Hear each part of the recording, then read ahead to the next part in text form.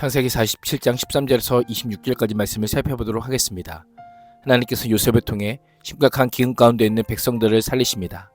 기근이 더욱 심해지자 요셉은 효율적인 양곡 판매 관리를 통해 전 토지의 왕실 소유를 기본으로 하는 새 토지 제도를 확립하고 백성을 각 성읍으로 이주시켜 관리 체제를 정비합니다. 이후 씨앗을 나누어주며 수확의 5분의 3를 기본으로 하는 조세 제도를 마련합니다. 15절에서 17절은 돈과 가축을 통한 곡식 거래입니다. 기근이 더욱 심하여 사방에 먹을 것이 없고 애굽 땅과 가나안 땅이 기근으로 황폐했습니다. 더욱이란 표현은 상대적인 의미가 아니라 절대적인 의미로 굉장히 엄청나게 매우 대단이란 뜻으로 당시 기근이 인간의 상상을 초월할 정도로 매우 심각했음을 보여줍니다. 또한 심하여란 무거운, 슬픈, 모진 등의 다양한 뜻을 가지고 있어 기근의 정도가 너무나 모질어서 견디기 힘들었고 사람은 모두 기근의 무게에 짓눌러 고통에 시달리고 있었음을 묘사합니다. 나아가 황폐한이라는 뜻은 기운이 없어지다 실신하다는 뜻으로 땅이 오랫동안 계속된 기근으로 그 힘을 완전히 잃어버렸음을 보여줍니다. 땅만이 아니라 그 땅에 사는 사람들도 기운이 없어지며 실신할 정도에까지 이를 수밖에 없었던 것입니다. 이러한 단어 하나하나는 하나님께서 행하시는 기근 앞에 인간의 모든 자원이 무기력함을 보여줍니다. 나아가 애굽의 한계를 분명하게 보여주고 있습니다. 하나님께서 요셉을 통해 미리 대비하게 하지 않으셨다면 애굽은 무너졌을 것입니다.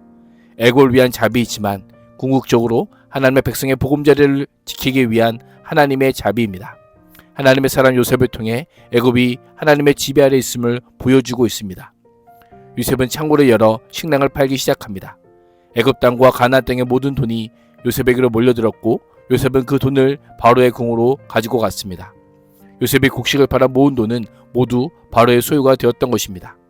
요셉은 전적으로 바로를 위해서만 일할 뿐 권력을 자신의 사적인 재산을 늘리는 도구로 사용하지 않습니다.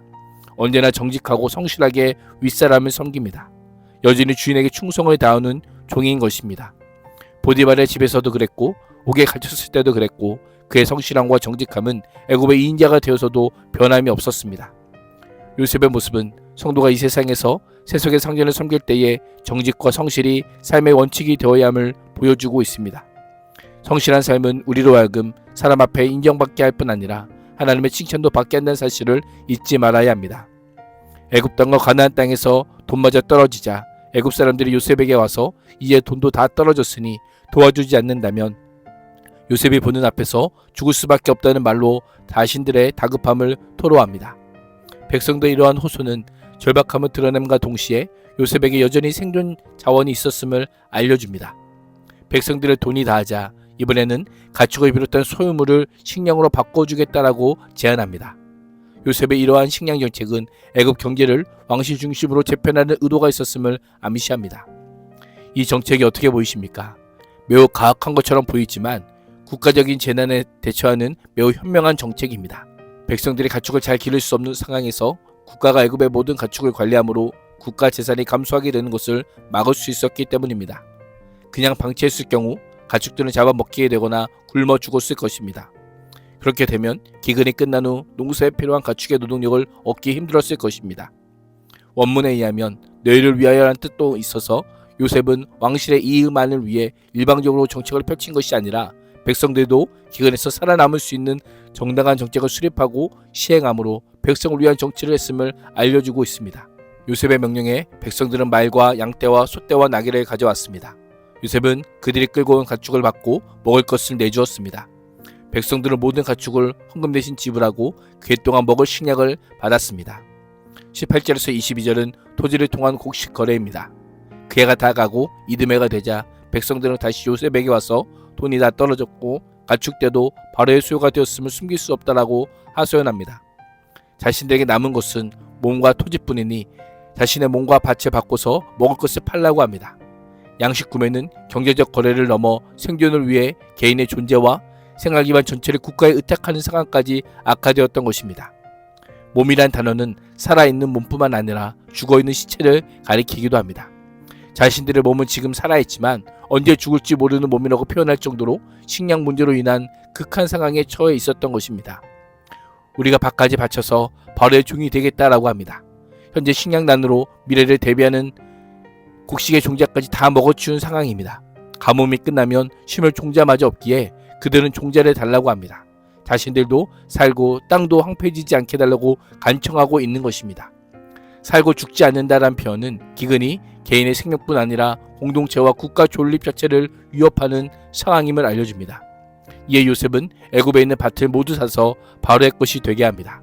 애굽 사람들의 기근이 너무 심하여 견딜 수가 없어서 하나같이 그들이 가지고 있는 밭을 팔 수밖에 없었습니다.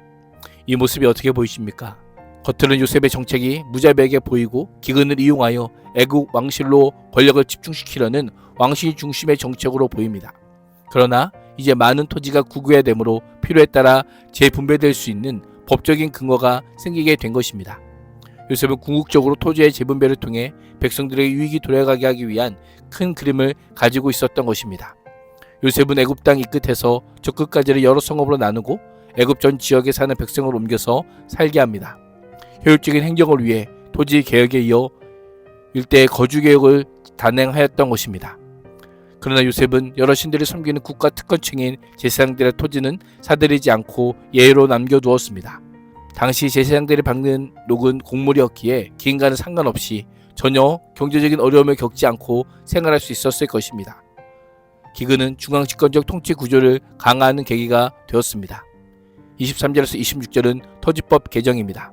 요셉은 백성의 몸과 토지가 바로에게 기속되었음을 선언하므로 소유권의 변경을 공식화합니다. 23절에 따르면 바로를 위하여라는 표현만 있지만 원문에는 너희를 위한 표현도 있어 백성들을 위한 요셉의 배려를 잘 보여줍니다. 종자를 제공하는 것이 더 이상 농사를 지을 수 없었던 애굽 사람들에게 큰 은혜가 되었음을 강조합니다. 요셉은 백성들에게 종자를 제공하며 다시 경작하게 함으로 생산활동을 재개하도록 합니다. 새로운 법에 따르면 백성은 곡식을 거둘 때 거둔 곳에서 5분의 1은 바로에게 바치고 나머지 5분의 4는 가족의 생계와 포종을 위해 사용하라고 하였습니다. 이 법이 어떻게 보이십니까? 매우 관대한 정책입니다. 목숨만으로 부지하려고 요셉을 찾았지만 백성으로서는 기대조차 하지 못했던 것입니다. 국가는 국민들의 자발적인 납세를 통해 안정적으로 국가를 운영할 수 있게 되었고 애굽 백성 또한 안정된 생활을 보장받을 수 있게 되었던 것입니다. 이에 백성들은 요셉이 자신들을 살렸다라고 고백하며 감사합니다. 요셉의 지속적인 호의를 구하며 바로의 종이 되겠다고 충성의 맹세로 고백합니다. 백성의 신분은 노예라기보다는 국가 소유지를 경작하는 소당력으로 바로를 섬겼던 것입니다. 여전히 특권층은 그대로 남아있지만 토지가 국유화되고 백성의 국가에 종속되면서 과거의 부와 신분의 격차가 상당 부분 줄어들었을 것입니다. 이 규정은 애굽의 공식적인 토지법이 되었습니다. 요셉은 극심한 기근 가운데 백성의 생명을 보존하고 국가 질서를 유지하기 위한 현실적이고 책임있는 정책으로 애굽을 세워갑니다. 하나님은 요셉을 통해 양식과 생명을 공급함으로 애굽을 살리십니다. 하나님이 우리를 요셉처럼 이 땅의 생명과 복이 되기를 원하십니다. 오늘도 정의와 공의, 지혜로 행함으로 나라를 살리고 가정을 살리고 공동체를 살리고 세상에 하나님의 복을 흘러보내는 인생이 될 수 있기를 주님의 이름으로 축복합니다. 기도하겠습니다.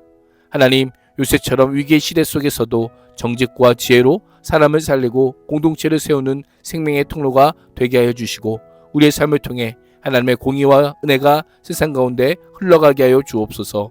예수님의 이름으로 기도합니다. 아멘.